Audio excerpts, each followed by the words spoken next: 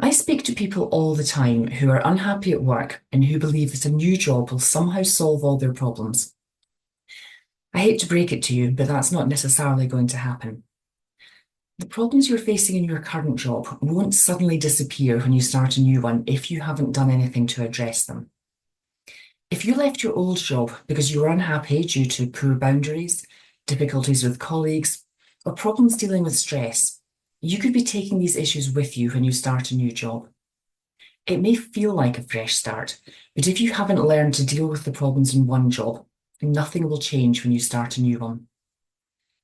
I had a session with a client recently who was applying for lots of jobs as she was determined to get away from her current role.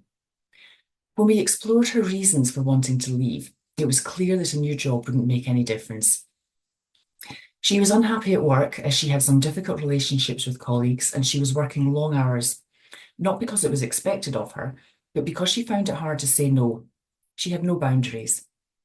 Her employer was actually encouraging her to leave work on time and not work late every night. I asked her what difference a new job would make, and she realised that it wasn't the job that was the problem, it was her lack of boundaries.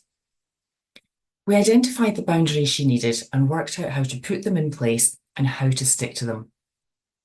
She may still decide to change jobs in a few months, but at least she'll be taking some better habits with her, which will set her up with a higher chance of success. If you're looking to change jobs because you're unhappy at work, be honest with yourself.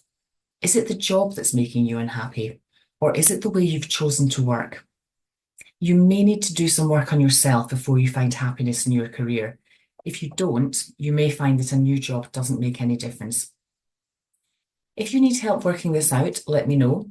I help people with this all the time. Thank you for listening.